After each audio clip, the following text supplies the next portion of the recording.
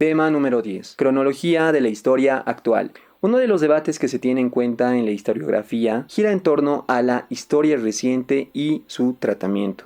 La historia del tiempo presente, o también denominada historia actual, trata de analizar los hechos históricos cuyos protagonistas pueden aportar mediante testimonios directos. Es por ello que, conscientes de todo lo mencionado, y al tratarse de un colectivo de historiadores cuya visión del presente no tiene un carácter homogéneo, la Coordinadora de Historia ha visto por conveniente presentar una cronología de los principales hechos que hicieron historia durante la primera década del siglo XXI. Vamos a comenzar destacando lo sucedido en el mes de abril del año 2000. El proyecto privatizador tomó en cuenta también a las empresas que prestaban servicios básicos, como las de luz y electricidad. Es así que el gobierno del presidente entonces, Hugo Banzer Suárez, aprobó la ley número 2029, la misma que permitía y autorizaba la firma de un contrato con la transnacional de nombre Bechtel para poder construir una empresa bajo el denominativo de Aguas del Tunari, que se haría cargo de la distribución de agua en la ciudad de Cochabamba.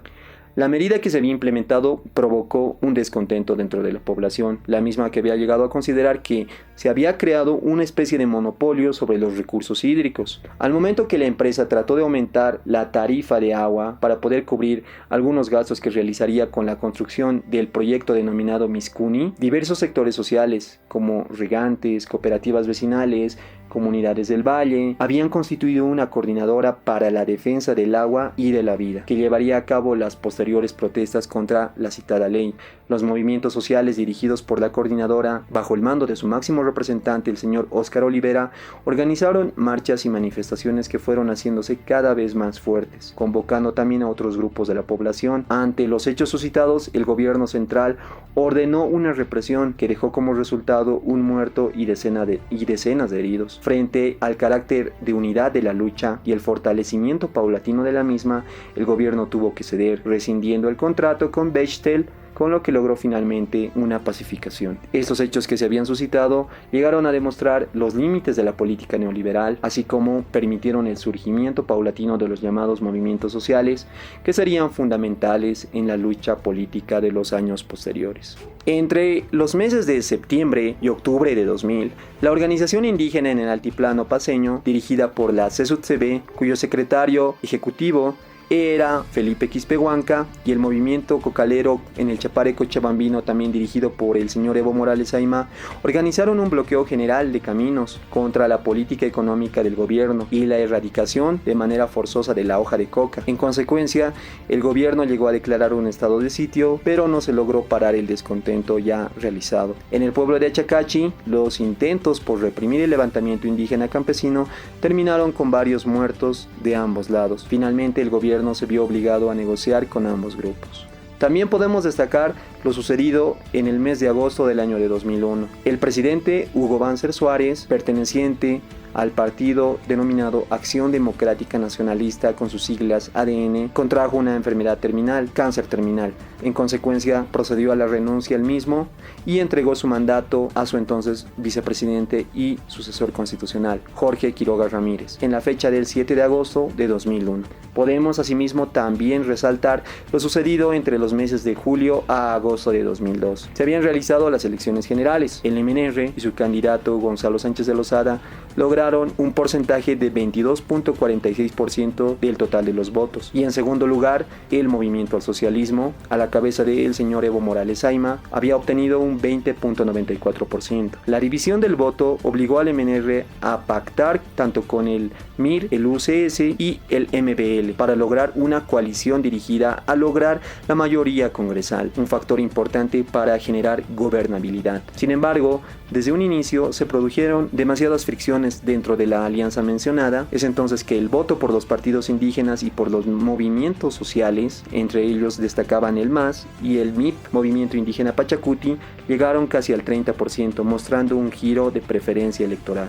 Podemos asimismo hacer mención de lo ocurrido en el mes de febrero del año 2003. El 12 de febrero, como consecuencia de una huelga policial, se produjo un enfrentamiento entre militares y policías en plena Plaza Murillo de la ciudad de La Paz, sede de gobierno de los poderes legislativo y ejecutivo, lo cual provocó la muerte de varias personas. A estos acontecimientos se sumaron el intento por parte del gobierno de aumentar el impuesto para los trabajadores asalariados, lo que provocó el descontento dentro de la población. Varios ministerios y las sedes de los partidos, como el MNR, el MIR y el ADN, fueron apedreados e incendiados, así también la alcaldía de la ciudad del Alto y otras oficinas públicas como privadas. La policía tuvo que retirarse de las calles, lo cual generó más aún el miedo en comerciantes, los que en consecuencia se unieron en defensa de sus puestos. Al día siguiente, una marcha llegó a ser reprimida en el centro de la ciudad, provocando nuevas muertes, así como heridos. El gobierno debió dar marcha atrás en su proyecto de naturaleza tributaria y en consecuencia también cambiar a miembros de su gabinete para poder lograr una pacificación, pero de carácter precario. También se suscitaron hechos históricos dentro de los meses de septiembre a octubre del año 2003. Bien sabemos que el bloqueo general de caminos decretado en el mes de septiembre y el apresamiento de un dirigente indígena habían dado inicio a una serie de acciones de protesta, a la que se unió y se sumó el descontento en la ciudad del Alto por la instauración de nuevos impuestos, así también por el rechazo al proyecto de exportación de gas utilizando como vía puertos chilenos. El intento por parte del ministro Sánchez Berzaín por sacar de Sorata a turistas norteamericanos también provocó la muerte de campesinos en la localidad de Guarizata, hechos que sumaron más el descontento dentro de la población.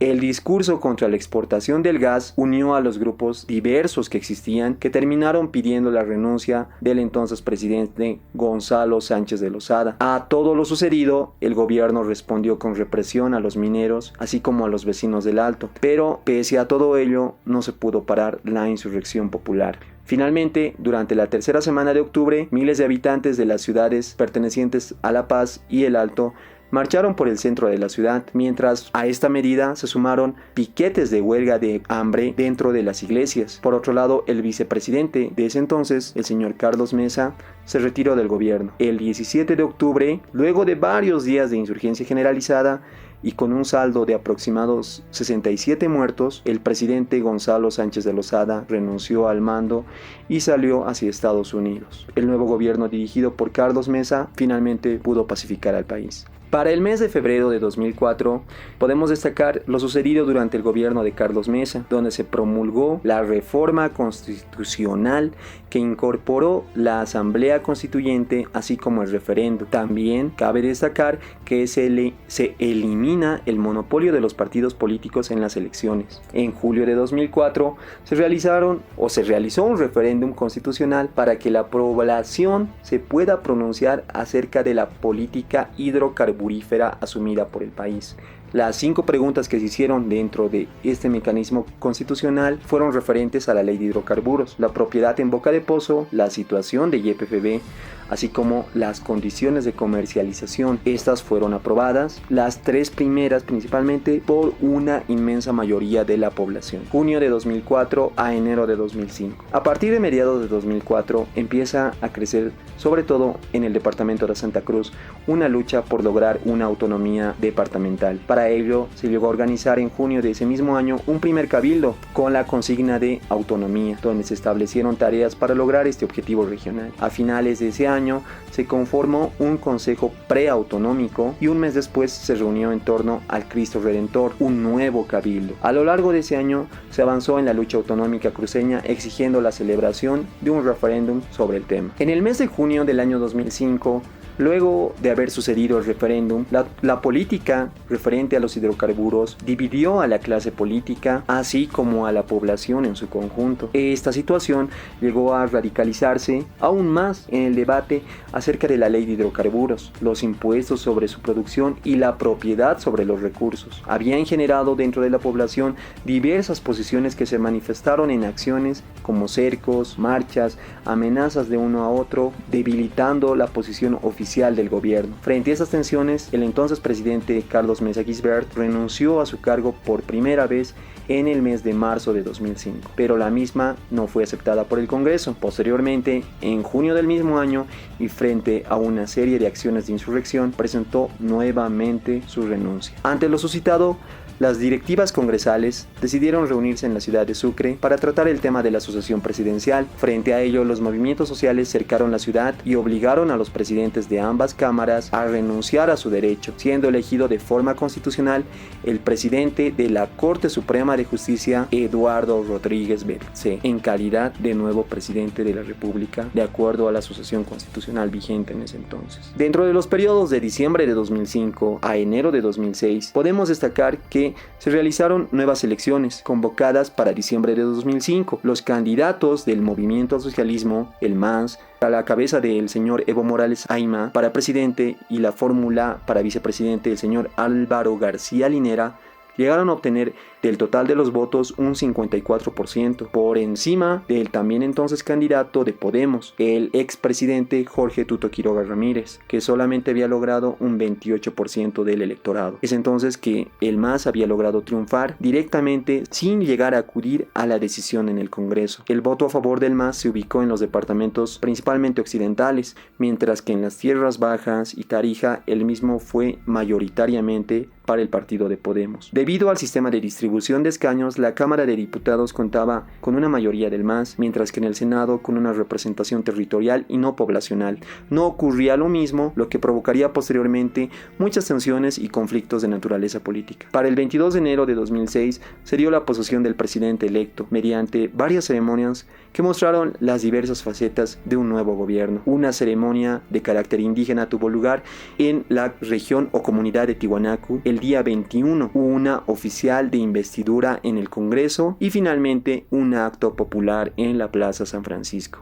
De esta forma se dio paso al primer gobierno de Evo Morales Ayma. Para el mes de mayo del año 2006 podemos destacar lo acontecido a partir del 1 de mayo de ese mismo año, donde el presidente Evo Morales firmó en el campo San Alberto, perteneciente al Chaco tarijeño, el decreto supremo número 28701, denominado Héroes del Chaco, de nacionalización de los hidrocarburos. Esta norma había permitido establecer el control absoluto de los hidrocarburos por parte del Estado boliviano, siendo que el decreto establecía que las compañías privadas extranjeras que operaban en Bolivia, como consecuencia de la ley de capitalización, entreguen su producción a YPFB y en consecuencia que firmen nuevos contratos con el Estado en un plazo de 180 días. Con esos nuevos contratos, la propiedad de los hidrocarburos, tanto el gas como el petróleo en boca de pozo, pasaron directamente al Estado y se modifican en consecuencia los porcentajes en el pago de impuestos en los pozos antiguos, de 18 a 82% en favor del Estado boliviano.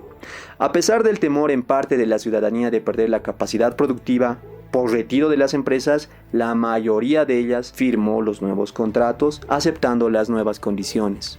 En el periodo comprendido del mes de agosto de 2006 a diciembre del año 2007 podemos destacar los siguientes acontecimientos.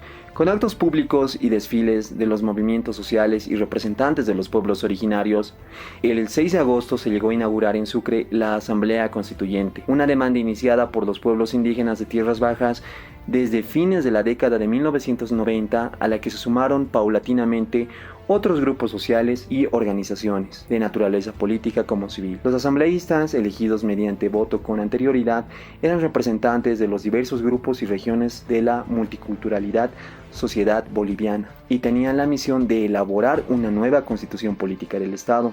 En la asamblea se enfrentaron dos posiciones, la que era perteneciente al movimiento al socialismo del MAS y la perteneciente a la entonces denominada oposición. En consecuencia se generaron conflictos constantes debido a posiciones políticas y regionales que tuvieron una naturaleza irreconciliable. Uno de los temas más conflictivos fue el de la capitalidad, exigido por la bancada chuquisaqueña y apoyada por una gran parte de la oposición, que defendía el retorno de todos los poderes del Estado al departamento departamento de Sucre. En torno a ese tema se produjo la sublevación de la población chuquisaqueña, que trató de tomar el cuartel de la Glorieta, donde se habían trasladado los asambleístas del MAS. Frente a estos hechos se produjo la muerte de 2 personas y varios heridos en el sitio de La Calancha. Los asambleístas trasladaron la sede de las reuniones a la ciudad de Oruro, donde finalmente se concluyó el proyecto de constitución en el mes de diciembre del año de 2007. Para mayo de 2008, en el contexto de las luchas regionales por la capitalidad plena y en medio de conflictos de naturaleza política que se habían suscitado entre el gobierno del MAS y la oposición, campesinos de Chuquisaca, los mismos que habían llegado a la ciudad de Sucre para acudir a un encuentro con el presidente Morales, fueron obligados a desvestirse, hincarse frente a la Casa de la Libertad y jurar ante la bandera nacional y la de Chuquisaca, mientras se quemaba públicamente la huipala. Este hecho mostró a Bolivia y al mundo la difícil situación boliviana y la falta de consensos en la clase política. Entre los periodos comprendidos de agosto a septiembre de 2008, con el apoyo de la oposición, se llevó a cabo un referéndum revocatorio, tanto para presidente como para vicepresidente y prefectos. Como resultado del mismo, Morales y García Linera son ratificados con el 67.4% de los votos, mientras que llegaron a ser revocados los mandatos de los prefectos de La Paz y Cochabamba pertenecientes a la oposición.